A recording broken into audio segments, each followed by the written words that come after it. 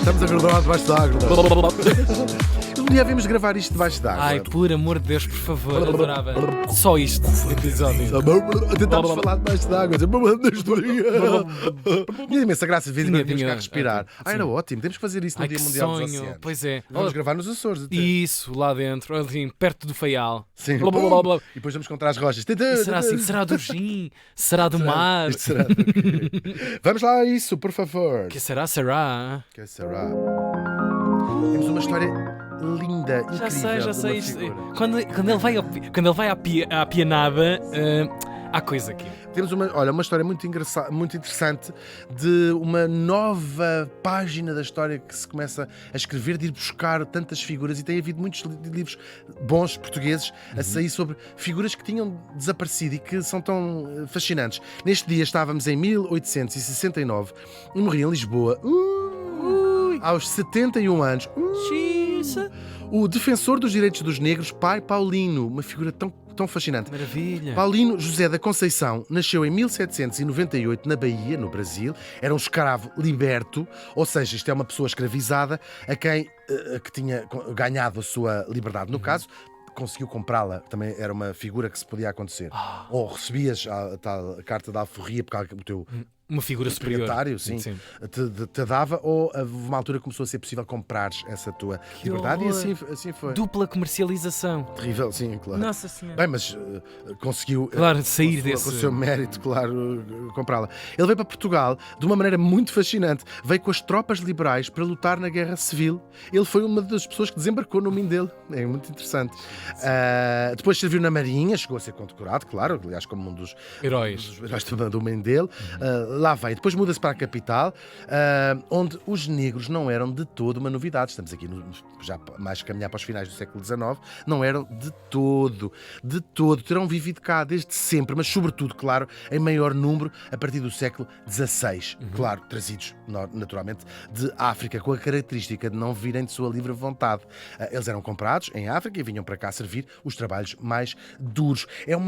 Não reza a história deles, e é verdade que nós, quando lemos essas até mesmo descrições de como seria Lisboa na altura, só agora se começa a fazer um bocadinho.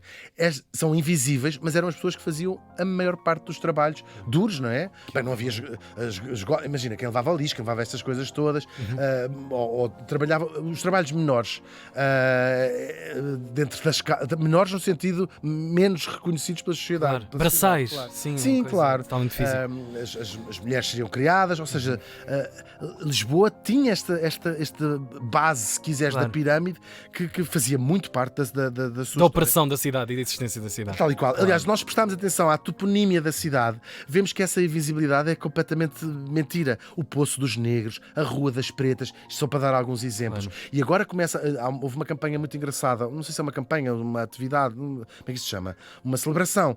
Se começou, há roteiros, já podes fazer roteiros de Lisboa Um Negra, levantamento total sim. deste... E puseram-se placas, que não substituem os nomes das ruas, mas placas dos sítios que eram o Chafariz del Rei, onde estava dividido, para onde os negros podiam ir buscar água, todas essas coisas.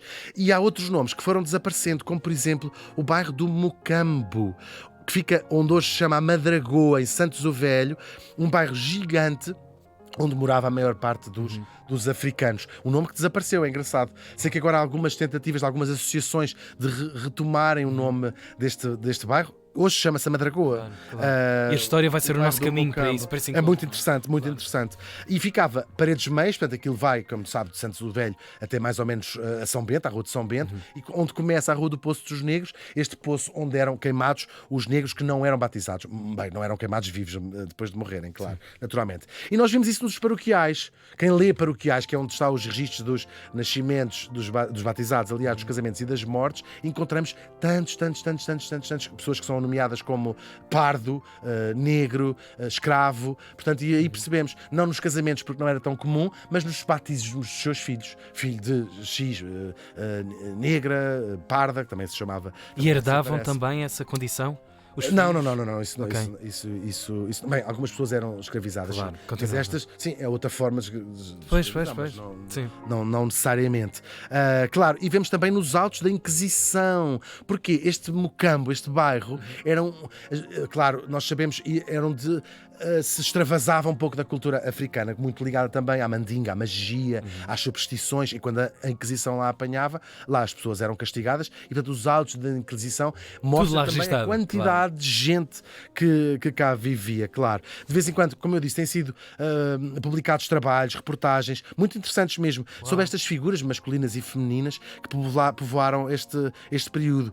Amélia, a rainha do Congo, que cá viveu, a Preta Constança, a Preta Fernanda, de quem já aqui falámos, aqui trouxemos. figuras que no seu tempo eram muito populares, eram figuras conhecidas, Da cidade. icónicas da cidade. Claro, o nosso pai Paulino, nos anos 30 do século XIX, era uma figura muito emblemática da cidade de Lisboa. Uma figura, toda a gente conhecia quem era o pai Paulino. Ele costumava ficar, quer dizer, entre outras coisas, era conhecido outras coisas, por exemplo, as corridas de touros, participava no campo de Santana, era a Praça de Touros dos Pobres, se quiseres, uma coisa popular, altamente popular, onde as pessoas iam ver, e ele fazia toureio cómico, umas graças, não sei se o touro Se achava a mesma graça, sim. Mas as pessoas Mas aqui era um show, era um show, assim, claro, uma coisa ok. mais entrapalhona. Ele era extremamente religioso e tocava também nas procissões e fazia parte de irmandades muito importantes nesta questão que vou falar aqui. O seu pouso habitual era o Rossio, a Praça do Rossio, curiosamente, que historicamente continua toda aquela zona a ser o coração desta parte. E oferecia os seus serviços de caiador, era a sua profissão, era caiador. Ok. Mas ele era, sobretudo, o grande defensor dos negros da cidade de Lisboa, que lhe valeu este nome, o pai Paulino, o pai, não é? Ou o guardião dos negros. Não apenas valendo àqueles que precisavam de ajuda, aqueles que tinham caído na miséria, por exemplo, mas muitas vezes aconselhando também, dando conselhos, um pai quase mesmo, resolvendo disputas entre pessoas que vinham trazer, não sei o quê, fez isto, fez aquilo. Ele era quase um juiz. É uma instituição quase era uma em si instituição, próprio, sim. não é? Sim. E depois, como fazia parte dessas, eu disse mandados há pouco, confrarias religiosas, Nossa Senhora do Rosário dos Homens Pretos, chamava-se uma delas. Ele também conseguia interceder junto do poder efetivo, não é? Reclamava direitos ia ao tribunal, ia à polícia, fazia essas coisas todas. Direitos das mulheres vendedoras negras, acabar com a violência ou as rusgas a quem os negros muitas vezes eram sujeitos. Lá entrava a polícia pelo bairro do Mocamba dentro, pancada, arrebentar portas, não sei o quê, e ele ia queixar-se às autoridades e dizia assim: isto não pode ser feito assim, vocês não podem entrar assim.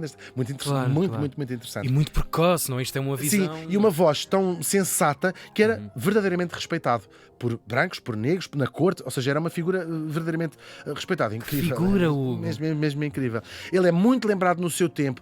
Havia peças de teatro sobre ele, poemas sobre ele, muitas histórias que se contavam. Era muito famoso. Torna-se uma figura pop, obviamente, não é? Era, sim, claro. Sim. E até há um busto do Rafael Bordal Pinheiro, que é de onde nos chega a sua imagem.